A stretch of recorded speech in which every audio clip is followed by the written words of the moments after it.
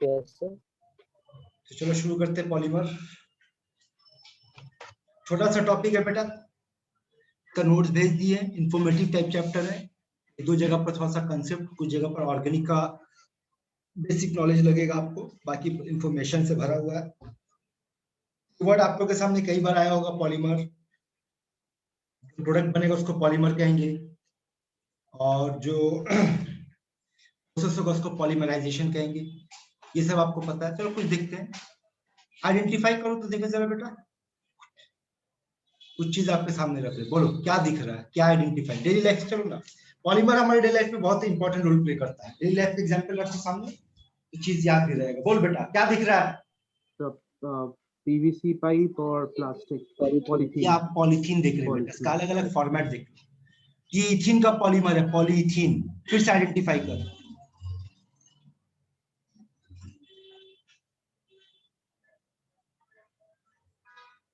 Guess कर। अरे थोड़ी ना गेस कर, डेली लाइफ के हिसाब से गेस कर, क्या दिख रहा है। पीवीसी। ये पीवीसी है। तो जैसे कुछ और रखता है आपके सामने, ये है पॉली एक्राइलोनाइट्राइल। हमारे देखो डेली लाइफ में कितना सारा पॉलीमर का क्या क्या रोल है, एटलीस्ट ये तो आइडेंटिफाई कर पाओगे।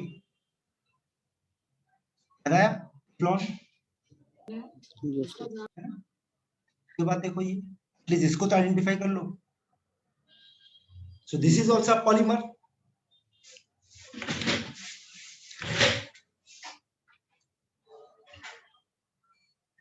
आइडेंटिफाई करो।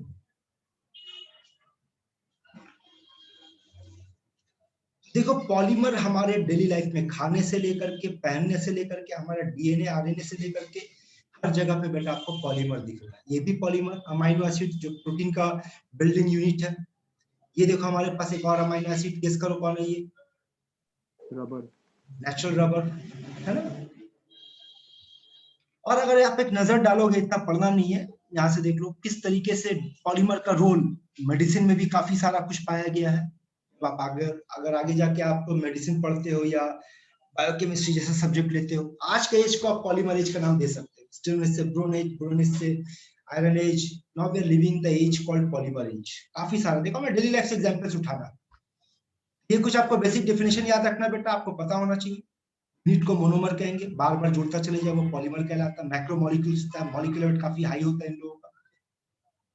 और यहाँ पे कुछ लैंग्वेज जान के रखो, सिंगल यूनिट को मोनोमर कहेंगे 2 3 4 5 6 7 8 9 10 तक, यानी कि 2 से लेकर के 10 तक।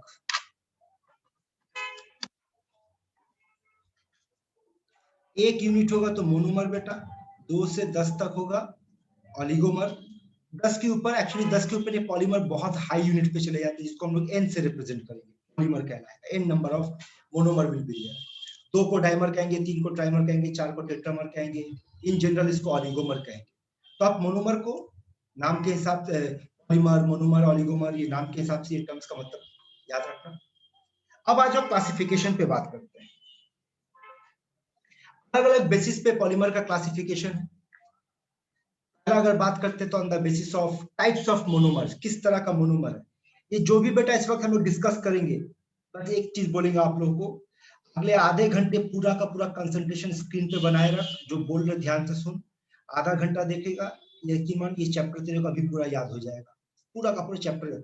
जब रिवीजन इसके बाद अगर पढ़ने बैठोगे तो वो तुम्हारा रिवीजन कहलाएगा और पढ़ने का जरूरत नहीं पड़ेगा। लेकिन ध्यान दो यहाँ पर जो बोल रहे हैं, ध्यान से सुनो। तो मोनोमर के बेसिस पे क्या कितना टाइप है, 3 टाइप है। पहला का नाम है होमोपॉलीमर, नाम से याद रखो, होमो का मतलब ऐसा मोनोमर जो सेम टाइप का होगा। जैसे पॉलीथीन, इसमें सिर्फ एक ही मोनोमर है और वो है इथीन। जैसे पॉलीविनाइल क्लोराइड, इसमें एक ही मोनोमर है, दैट इज एक तरह का अगर आपके पास मोनोमर मौजूद है पॉलीमर के अंदर तो उसको होमोपॉलीमर कहेंगे। लेकिन अगर 2 तरह का मौजूद है तो उसको नाम दिया गया कोपॉलीमर। जैसे कि नायलॉन 66, इसमें 2 तरह का मोनोमर होता है। एक मोनोमर होता है सेबासिक एसिड, सॉरी 6 कार्बन का डाइओइक एसिड का नाम बोल दो, इसमें होता है सेबासिक एसिड और हेक्सामिथिल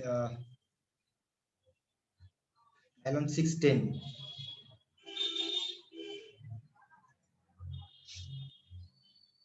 नायलॉन 66 में हेक्सामिथाइल डाइअमाइन होगा। हेक्सामिथाइल होता है ना, हेक्सामिथाइल डाइअमाइन, नायलॉन 66 में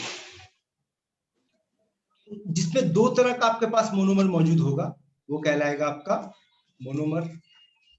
हाँ, इसमें एडिपिक एसिड है बेटा, एडिपिक एसिड और हेक्सामिथिलीन डाइअमाइड,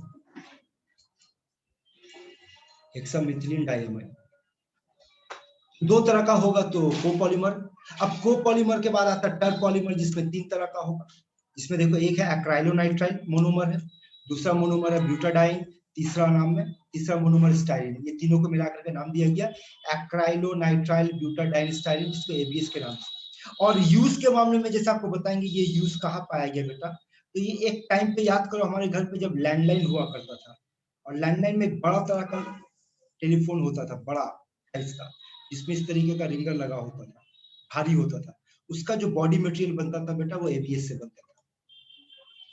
अब कोपॉलीमर का फर्दर टाइप, यानी हम लोग पढ़ क्या रहे बेटा, on the basis of what, on the basis of types of monomer, तीन तरह का, होमो, को और टर। अब को का फिर से क्लासिफिकेशन पढ़ने जाए, चार तरह का मिलेगा, को का फिर से चार तरह का, और चारों का नाम और डायग्राम देखो अपने आप लॉजिक बनता चला जाएगा। रैंडम पॉलीमर, देखो दो पॉलीमर है, एक को वो व्हाइट से रिप्रेजेंट कर, एक को ब्लैक से, रैंडमली अरेंज्ड है, कोई पैटर्न नहीं अरेंज होने का, बस बनता चला जा रहा है। ऑल्टरनेटिव देखो दो जो रहेगा, क्योंकि कोपॉलीमर में दो मोनोमर होगा, और वो जो दो मोनोमर होगा वो बेटा ऑल्टरनेटिव भी अरेंज्ड है। ब्लॉक पॉलीमर देखो ब्लॉक के हिसाब से अरेंज्ड है, और ग्राफ्ट पॉलीमर में आपका ब्रांच बन जाएगा, एक जो होगा वो मेन चेन बन जाएगा, दूसरा उसका ब्रांच बनता चला जाएगा। अब फटाफट आप लोगों के स्क्रीन पे आते जाएगा, पढ़ते जाना, रिवीजन होगा, पढ़ो। Random copolymer also called statistic copolymer. Example देखो,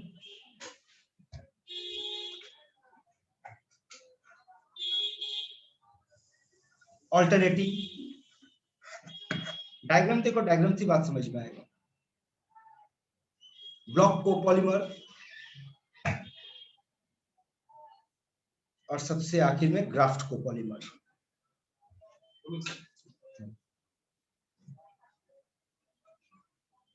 अगला बात करते हैं on the basis of origin. तो पहला था on the basis of monomer, अगला on the basis of origin.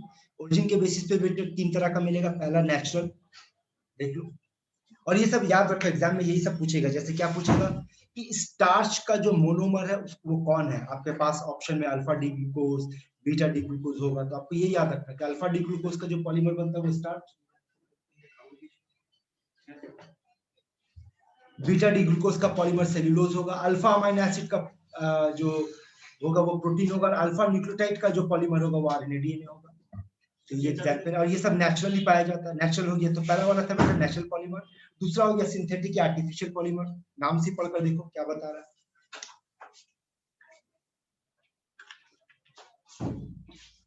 और तीसरा इन दोनों का हाइब्रिड सेमी सिंथेटिक पॉलीमर, जिसमें नेचुरल पॉलीमर और आर्टिफिशियल पॉलीमर का कॉम्बिनेशन बनाया जाएगा। जैसे सेल्यूलोज नेचुरल है, आर्टिफिशियल इसमें नाइट्रेट को इंट्रोड्यूस किया गया, cellulose nitrate, cellulose acetate, hydrogenated natural rubber.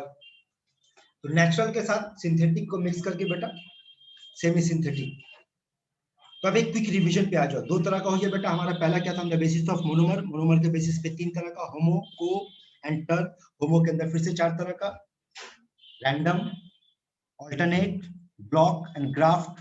उसके बाद on the basis of origin तीन तरह का, नेचुरल, आर्टिफिशियल एंड सेमी। अगला on the basis of structure, structure के बेसिस पे भी आपको तीन तरह का पढ़ने को मिलेगा। पहला देखो क्या है, लीनियर पॉलीमर। अब कुछ प्रॉपर्टीज और कुछ लैंग्वेज पे ध्यान दो। लीनियर पॉलीमर का डायग्राम देखो, monomers are joint to form long straight chain.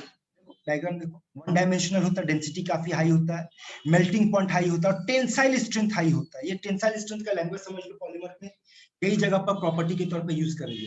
Tensile strength का मतलब बेटा आप ये मान के चलो कि वर्टिकल लोड लेने का capacity, vertical load. For example polythene जो हम लोग बैग यूज करते हैं, देखो पतला सा पॉलीथीन होता है, लेकिन उसमें 5 केजी 10 केजी का सामान आराम से लेकर के चले आते हैं। अगर भाई उतना ही वेट अगर कागज पे बनाया जाए तो उसके लिए ये तो मोटा कागज की जरूरत है, उतना पतला कागज उतना वेट को कैरी नहीं कर सकता। दैट मींस पॉलीथीन का, पीवीसी का, इन लोगों का टेंसाइल स्ट्रेंथ काफी स्ट्रांग होता है। जैसे नायलॉन, नायलॉन का रस्सी देखना बहुत मजबूत होता है, उसको वर्टिकली इस पे कुछ भी टांग दो बहुत स्ट्रांगली होल्ड करके रखेगा। तो टेंसाइल स्ट्रेंथ का मतलब होगा वर्टिकल लोड लेने का कैपेसिटी काफी हाई होता है लीनियर पॉलीमर में। तो on the basis of structure पहला लीनियर पॉलीमर है, दूसरा जैसे कि नाम बता रहा ब्रांच, डायग्राम देखो, एक मेंशन होगा, बाकी ब्रांच होगा। बाकी प्रॉपर्टी देखो, इसका ये 2 डायमेंशनल होगा, डेंसिटी कम होगा, मेल्टिंग पॉइंट कम होगा, टेंसाइल स्ट्रेंथ भी कम पाया गया। एग्जांपल में अमाइलोपेक्टिन है, ग्लाइकोजेन। और एक क्रॉस होगा, 2 चेन को आपस में क्रॉस लिंक करेगा। 3 डायमेंशनल होगा, हार्ड होगा, रिजिड होगा, ब्रिटल होगा। ब्रिटल का मतलब नाजुक, हार्ड है लेकिन नाजुक है, गिरने से टूट जाएगा। एग्जांपल है बेकलाइट, यूरिया फॉर्मल्डिहाइड का पॉलीमर। तो हम लोग पढ़ क्या रहे थे? Classification, quick revision. पहले से बात करते हैं ऑन द बेसिस ऑफ, चलो बात करो मेरे साथ, on the basis of number 1 क्या था? मोनोमर। 3 तरह का है ना, होमो, को, टर। को के अंदर 4 था, रैंडम, ऑल्टरनेट, ब्लॉक, ग्राफ्ट। फिर on the basis of origin, origin, 3 तरह का, नेचुरल, आर्टिफिशियल, फिर in between, hybrid, synthetic, semi synthetic. फिर on the basis of structure, 3 तरह का, linear, branch and cross link.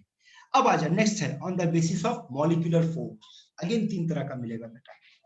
Molecular force के बेसिस पे जो सबसे पहला कैटेगरी तुम्हारे पास आएगा, इसका नाम है इलास्टोमर। अब इसका प्रॉपर्टी कुछ आपको याद रखना होगा, नाम से देख लो elastomer. Polymer chains are very weakly held by weak force.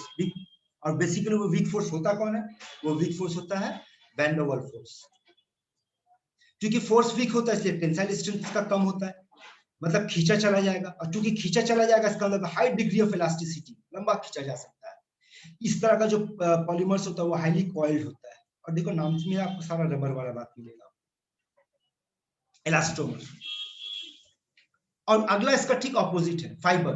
Polymers chains are strong by, held by strong molecular force like hydrogen bond, dipole dipole interaction. मजबूत होने की वजह से टेंसाइल स्ट्रेंथ हाई होगा लेकिन इलास्टिसिटी घट जाता है। जैसे नायलॉन काफी लोड तो ले लेगा लेकिन खींच के लंबा नहीं होगा। पॉलिस्टर, नायलॉन के अंदर हाइड्रोजन बॉन्ड पाया जाता है, पॉलिस्टर के अंदर डाइपोल डाइपोल पाया जाता है। और अगर आप लोग थोड़ा सा ऑर्गेनिक केमिस्ट्री और केमिकल बॉन्डिंग का नॉलेज लगाओगे तो ये भी समझ जाओगे कि पॉलिस्टर में डाइपोल डाइपोल कैसे काम करता है, या हाइड्रोजन बॉन्ड नायलॉन में कैसे काम करता है। आएंगे नायलॉन पे भी बात करेंगे। और तीसरा इन बिटवीन, ऐसा फोर्स जो इलास्टोमर और फाइबर के इन बिटवीन में लाई करेगा। इसमें क्रॉस लिंक नहीं होगा। और इसका कुछ इंटरेस्टिंग प्रॉपर्टी बेटा आप लोग के पास, रूम टेम्परेचर पे ये हार्ड दिखेगा, लेकिन जैसे इसको गर्म करोगे, हीट ऑन हीटिंग, ये नरम हो जाएगा, विस्कस हो जाएगा। और ठंडा करने पर फिर से रिजिड हो जाएगा।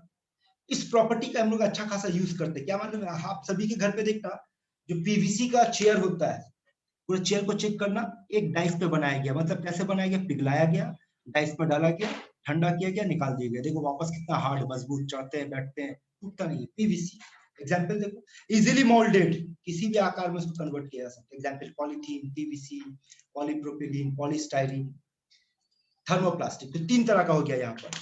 एक बार फिर से पिक रिवीजन मारते बेटा शुरू से। पहला on the basis of monomer, monomer, दूसरा on the basis of origin, origin, तीसरा on the basis of structure, structure. Structure में 3 तरह का था, लीनियर था, ब्रांच था और क्रॉस लिंक था। उसके बाद on the basis of intermolecular force 3 तरह का, elastomer, fibre and thermoplastic. Property पे ध्यान रखना, थोड़ा सा रिवीजन करो, याद करो। और एक वर्ड आपके सामने आएगा जो बिल्कुल इससे मिलता जुलता होगा लेकिन प्रॉपर्टी में इंटरेस्टिंग उसका ऑपोजिट पाएगा। थर्मोप्लास्टिक जो पढ़े पिछला वाला देख लो एक बार, ये थर्मोप्लास्टिक था, इसका इंटरमॉलिक्यूलर फोर्स इलास्टोमर फाइबर के बीच में लाई कर रहा है। ये थर्मोप्लास्टिक की जैसा एक और वर्ड आता है, थर्मोसेटिंग पॉलीमर। थर्मोप्लास्टिक हीट करने पे सॉफ्ट होता है, मेल्ट होता है। यहाँ पर do not soften and melt rather than becomes hard, गर्म करने पे उल्टा और हार्ड हो जाता है।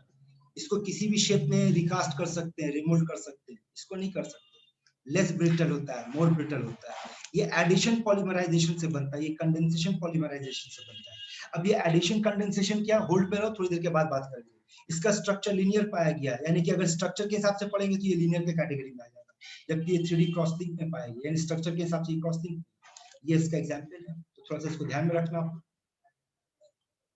अब आगे on the basis of synthesis. तो पहला था on the basis of monomer, दूसरा हुआ on the basis of source, तीसरा हुआ ऑन द बेसिस ऑफ, बोलो, structure, है ना। फिर हुआ on the basis of intermolecular force. अब बात करेंगे सिंथेसिस के बेसिस पे, और 2 तरह का। कौन सा 2 तरह का? यही जो अभी बात किए थे, एडिशन पॉलीमराइजेशन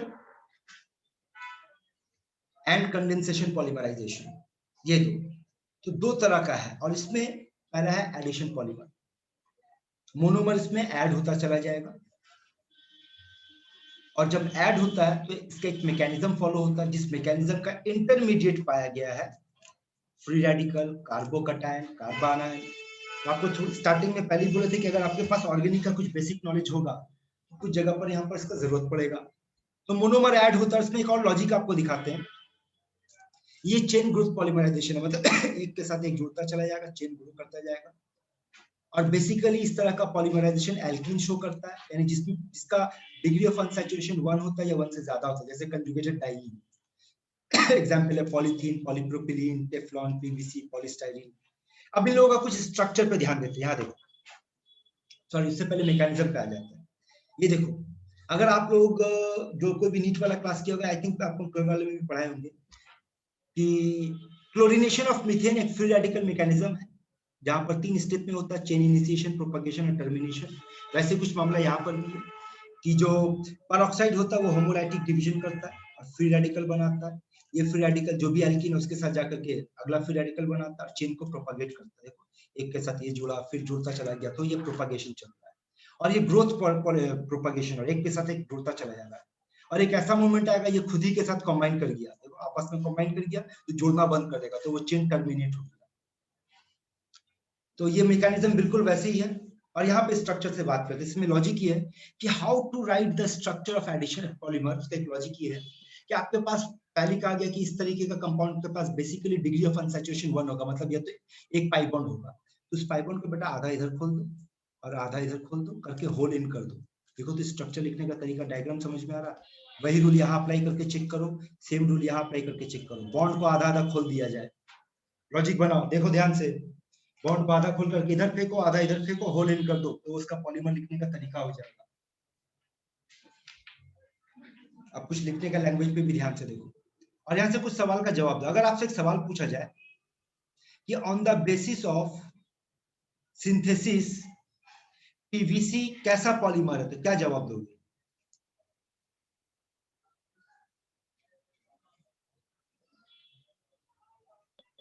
आर्टिफिशियल। अबे सिंथेसिस बोला,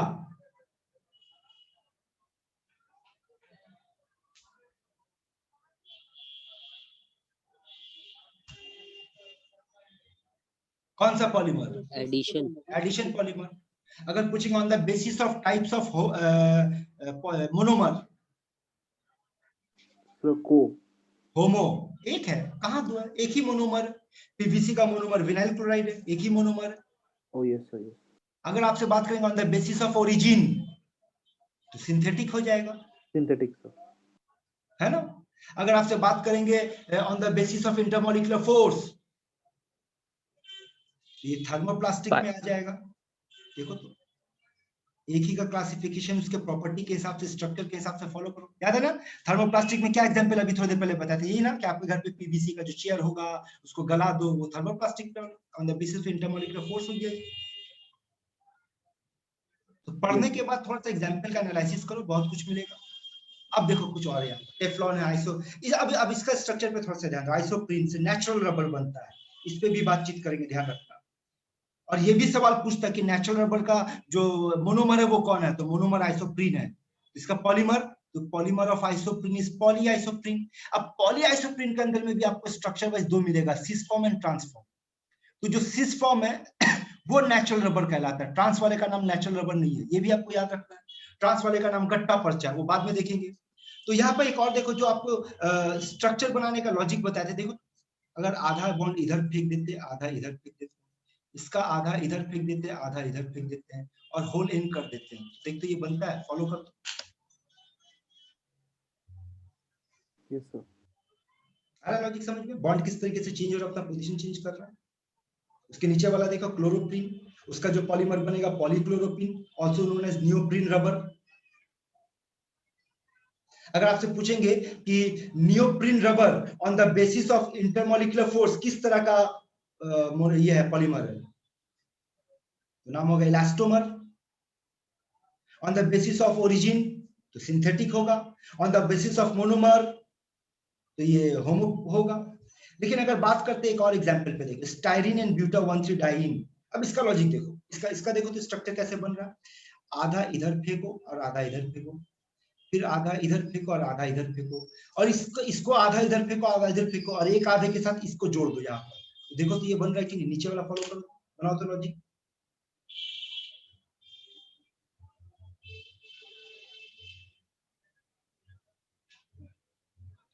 पकड़ो रे, स्ट्रक्चर पकड़ो। Yes sir, yes sir. Logic बनाओ ना सामने, एकदम ऊपर नीचे खाली मिलाते चले जाओ।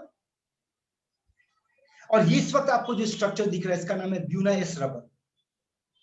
ब्यूना एस रबर आपसे पूछता है, ये सब स्कूल के एग्जाम में पूछेगा, ब्यूना एस रबर में ब्यू ना और इसका ये बताओ। तो ब्यू जो है वो इसको रिप्रेजेंट कर रहा है, एस जो है वो इसको रिप्रेजेंट कर रहा है, और ना जो है यहाँ पर कैटलिस्ट सोडियम इस्तेमाल होता है, इसलिए इसको ना दी, इसको नाम दिया कि ब्यूना एस रबर।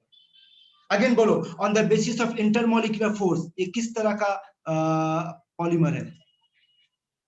तो भाई ये तो रबर है, तो रबर इलास्टोमर होगा। Yes sir. अगर आपसे पूछेंगे on the basis of monomer, ये किस तरह का है? कोमोनोमर। तो अब ये को हो गया, है ना? इस तरीके का मामला, थोड़ा सा एनालिसिस कीजिए, बहुत कुछ आंसर मिल जाएगा।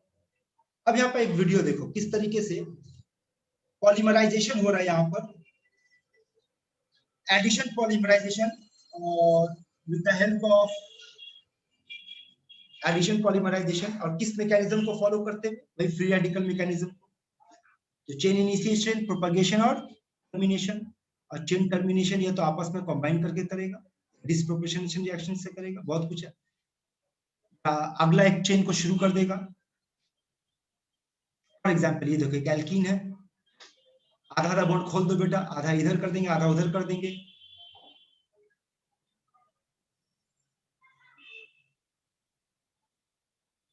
ये देखो,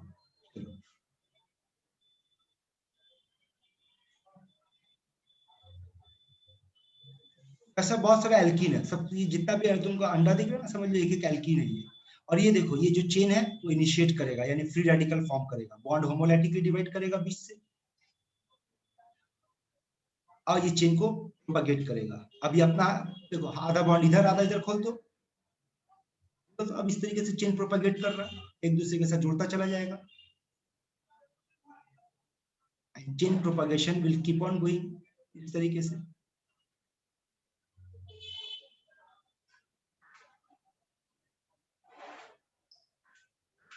और ये देखो चेन टर्मिनेशन होगा, आपस में कंबाइन कर जाएगा, इसके बाद अब चेन आगे नहीं बढ़ेगा। इसका मैकेनिज्म है।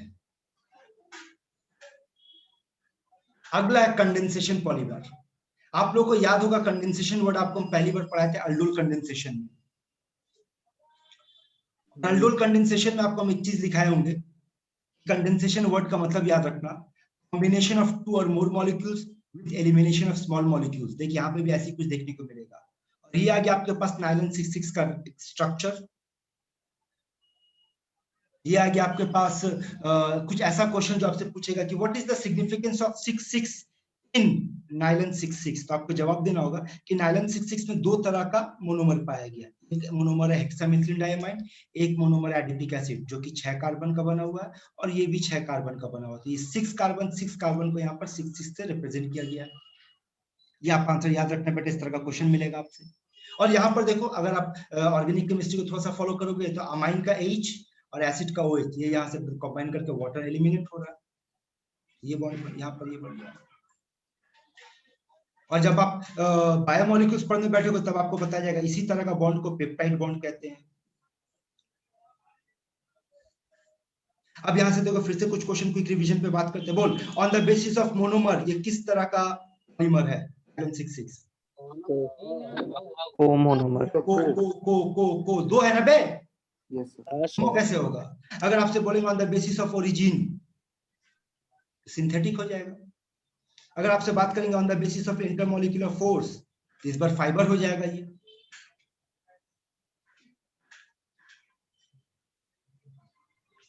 अब कुछ चीज जान लो, जो नायलॉन बनता है उसमें जो पॉलीमर एक्चुअली अमाइड का पॉलीमर बनता है, टेरिलिन डैक्रॉन, ये ईस्टर का पॉलीमर बनता है, एक और पॉलीमर होता है। ये सब कंडेंसेशन का एग्जांपल है। मेलानिन, फॉर्मल्डिहाइड, मेलानिन, याद है बेकलाइट पे हम लोग बातचीत किए थे एल्डिहाइड कीटोन चैप्टर में। हाँ सर। ठीक है, ये सब एग्जांपल है, देख लेना, ये कंडेंसेशन का वीडियो रहने दो। अब यहाँ पे आते हैं कुछ थर्मोडायनेमिक्स पे। इस रिएक्शन में कंडेंसेशन और इस तरह का रिएक्शन में पाई बॉन्ड टूट करके सिग्मा बॉन्ड में कन्वर्ट होता है। ये रिएक्शन एंडोथर्मिक पाया गया है क्योंकि आपस में जुड़ करके कोई ना कोई एक पैटर्न फॉलो कर रहा है, यानी एंट्रोपी घट रहा है, रैंडमनेस घट रहा है, लेस देन 0। और जिस टेम्परेचर पे पॉलीमर फेवरेबल कंडीशन पे बनता है उस टेम्परेचर को सीलिंग टेम्परेचर कहते हैं। सीलिंग टेम्परेचर के लिए डेल्टा जी का वैल्यू 0 कर दो, तो डेल्टा जी का वैल्यू 0 करने से यहाँ से आपका फॉर्मूला आएगा ceiling temperature represent by TC is delta H by delta S. ये सब कॉम्पिटिटिव एग्जाम में आएगा, बोर्ड में नहीं पूछेगा। रबर का कुछ इंफॉर्मेशन ले लो अलग से। रबर ऐसा पॉलीमर है जिस जो अगर on the basis of intermolecular force कहेंगे तो रबर कैसा पॉलीमर है? रबर आपके पास इलास्टोमर है। अगर बात करेंगे on the basis of origin तो दोनों पाया गया, नेचुरल रबर भी होता है, सिंथेटिक भी होता है। जैसे कि जो पेड़ से निकालते हैं वो नेचुरल रबर है, लेकिन जैसे कि थोड़ी देर पहले आपको ब्यूनाइस रबर बताए थे वो सिंथेटिक रबर था। Natural rubber most common example is isoprene, उसका पॉलीमर बनेगा वो कहलाएगा पॉलीआइसोप्रीन। और पॉलीआइसोप्रीन का जो सिस फॉर्म है, ये देखो ये इसका सिस फॉर्म है। सिस समझे तो कैसे सिस हो रहा है? सिस का मतलब सेम साइड, ये देख सेम साइड मिलता चला जाएगा। तो जो सिस पॉलीआइसोप्रीन होगा वो नेचुरल रबर को फॉर्म करेगा। लेकिन अगर ट्रांस के फॉर्म में आ गया, देखो ये ट्रांस है, देखो CH2 इधर है, फिर CH2 इधर है, ये इधर है, तो ये इधर ट्रांस पोजीशन पे, उसको नाम दिया गया गट्टा पर्चा। और अगर आप लोगों को याद होगा तो ग्रुप 17 में एक क्वेश्चन है कि HF को ग्लास या स्टोर में, ग्लास में स्टोर नहीं कर सकते हैं, पोर्सेलिन में स्टोर नहीं कर सकते, क्यों? तो जवाब है HF के अंदर सिलिका हो, ग्लास के अंदर पोर्सेलिन के अंदर सिलिका होता है तो HF उसके साथ रिएक्ट कर जाता है। अगला सवाल, किस में स्टोर कर सकते हैं? तो वैक्स्ड कंटेनर में स्टोर कर सकते हैं, या वहां पे एक और वर्ड आपको मिल दिया गया था गट्टा पर्चा में स्टोर कर सकते हैं। ये पॉलीमर इस्तेमाल किया जाता है HF को स्टोर करने के लिए, ये इंफॉर्मेशन याद रखिए। अगला एक वर्ड है जिसपे आपका नाम है वल्कानाइजेशन ऑफ रबर। रबर का वल्कानाइजेशन एक ऐसा चीज प्रॉपर्टी है रबर का जो आज के हमारे डेली लाइफ में कई जगह पर बहुत इंपॉर्टेंट रोल प्ले करता है। और वल्कानाइजेशन का मतलब क्या होता है? तो ये कंसेप्ट देने वाला बंदे का नाम था गुडियर। और अगर आप लोग थोड़ा बहुत स्पोर्ट्स का चैनल कभी घुमाकर देखोगे, देखना कि जितना भी रेसिंग जो स्पोर्ट होता है वहां पे गुडियर टायर का एडवर्टाइजमेंट मिलेगा, तो इसी के नाम पे है कंपनी। वल्कानाइजेशन क्या है? Vulcanization is used to harden rubber. Rubber को हार्ड करने का मेथड को वल्कानाइजेशन कहते हैं, क्योंकि कुछ जगह पर अगर रबर हार्ड नहीं होगा, सॉफ्ट होगा, तो हमारे लिए नुकसानदेह है। जैसे कि टायर, अगर टायर का रबर सॉफ्ट होगा बेटा, तो फिर एक टायर एक मोड़ से दूसरे मोड़ तक पहुंचते पहुंचते आपका रबर घिस जाएगा, टायर घिस जाएगा, आपको टायर चेंज करना पड़ेगा। पर टायर जो इस्तेमाल करते हैं वो वल्कानाइज्ड रबर होता है। और वल्कानाइजेशन करने के इसमें क्या ऐड करते हैं? इसमें मेनली ऐड करते हैं सल्फर। ये क्वेश्चन आपसे एग्जाम में पूछेगा, 3 से 5% सल्फर ऐड किया जाता है। इसके अलावा जिंक ऑक्साइड भी ऐड किया जाता है और हीट किया जाता है इस टेम्परेचर पे, लगभग इतना वक्त तक हीट किया जाता है। तो वल्कानाइजेशन का मतलब होगा रबर को हार्ड करना by addition of sulphur which is around 3 to 5%। ये आपका कीवर्ड होगा, इसको पकड़ कर रखना। जिंक ऑक्साइड जो होता है वो एक्चुअली कैटलिस्ट के तौर पे काम करता है, और सल्फर को जो ऐड करते हैं, तो ये देखो डायग्राम में सल्फर जो है ना क्रॉस लिंक चेन बनाता है, और क्रॉस लिंक चेन बनाने की वजह से वो हार्ड हो जाता है। यानी कि अगर बात करेंगे on the basis of synthesis ये किस तरह का है, ये क्रॉस लिंक की कैटेगरी में चला आएगा। उसके बाद है पॉलीमर का, चूंकि बहुत हाई मॉलिक्यूलर मास होता है तो उसका एग्जैक्ट मॉलिक्यूलर मास निकालना मुश्किल होता है, क्योंकि n का वैल्यू वेरी करता है, इसलिए इसको स्टैटिस्टिकल मेथड्स में कुछ इस्तेमाल किया जाता है। लाइक 2 मेथड आपके पास पता करने के लिए, एक नंबर एवरेज मॉलिक्यूलर मास, एक weight average molecular mass. Number average molecular mass में आप एक एक सैंपल का नंबर ऑफ, मानी n मतलब उसमें कितना मोनोमर है और उसका हर एक मोनोमर का मॉलिक्यूलर मास कितना है, फिर दूसरा यूनिट का, तीसरा यूनिट का करके divide by total number of particles जो होगा, ये आपका नंबर एवरेज देगा। लेकिन अगर मॉलिक्यूलर मास का स्क्वायर कर लिया जाए तो उसको नाम दिया गया वेट एवरेज मॉलिक्यूलर मास। ये फॉर्मूला बेटा डायरेक्टली याद रखिए, बोर्ड में कभी नहीं पूछेगा। जे जैसा एग्जाम में इस तरह का ऊपर आपसे या तो एक छोटा मोटा कैलकुलेटिव न्यूमेरिकल पूछ सकता है या फॉर्मूला पूछ सकता है, तो इसको याद रखना आपको। नेक्स्ट जो हम लोग पढ़ने जा रहे हैं उसका नाम है टैक्टिसिटी। टैक्टिसिटी दरअसल क्या है, मोनोमर का एक पैटर्न दिखता है अरेंजमेंट में, उस पैटर्न के बेसिस पे टैक्टिसिटी कहा गया। जैसे कि अल्काइल ग्रुप का पोजीशन, यहाँ पर ग्रीन वाले को अल्काइल ग्रुप मान के चलो, तो ये देखो पहला category R group, that is alkyl group on same side of chain. आप अगर ध्यान दोगे ऊपर देखो रेड सर्कल आएगा, ये सारा का सारा अल्काइल ग्रुप एक ही तरफ है, सेम डायरेक्शन में। इस तरह का टैक्टिसिटी को नाम दिया गया आइसोटैक्टिक। दूसरा देखो नीचे में आर ग्रुप ऑल्टरनेट साइड में देखो, ये देखो लाल से फिर से सर्कल किया गया, ऑल्टरनेट साइड में मौजूद है, आगे पीछे तो इस तरह को नाम दिया गया है सिंडायोटैक्टिक। और अगर रैंडम फॉर्म में है तो उसको नाम दिया गया अटैक्टिक। एक बार फिर से डायग्राम को देखो, ये टैक्टिसिटी का डेफिनेशन डायग्राम को देखो। सेम साइड में अल्काइल ग्रुप है, चेक करो, सेम साइड में है, आइसोटैक्टिक नाम दिया गया। सामने है पीछे है, सामने है पीछे, ऑल्टरनेट पोजीशन पे तो सिंडायोटैक्टिक दिया गया। और रैंडम फॉर्म में देखो, यहाँ सामने है पीछे है, फिर सामने है फिर पीछे है, अटैक्टिक। तो tacticity is the element of alkyl group in a polymer, इसके बेसिस पे कहा गया। ये 3 टर्म याद रखिएगा बेटा, और इस 3 टर्म के साथ इस चैप्टर को हम लोग डिक्लेयर करते हैं खत्म। Happy polymer age. In future अगर आप लोग कभी केमिस्ट्री में इंटरेस्ट लोगे ना, मान लो इन फ्यूचर बहुत बार होता है लोग ट्रैक चेंज करके बात करते हैं, so polymer is a good subject to study. बहुत बड़ा स्कोप है, आगे फ्यूचर में बहुत कुछ है बेटा। आज पॉलीमर के बेसिस पे हमारा एयरक्राफ्ट का कई सारा चीज बनाया जा रहा है, हर एक चीज पे पॉलीमर का इस्तेमाल है। सबसे बड़ा चीज सोचो ना, हमारा डीएनए आरएनए पॉलीमर है, इससे बड़ा प्रूफ और क्या चाहिए कि कितना इंपॉर्टेंट चीज है। तो फॉलो कर सकते हो। तो बेटा यहाँ आज का क्लास खत्म। अब आपके पास 2 ऑप्शन है।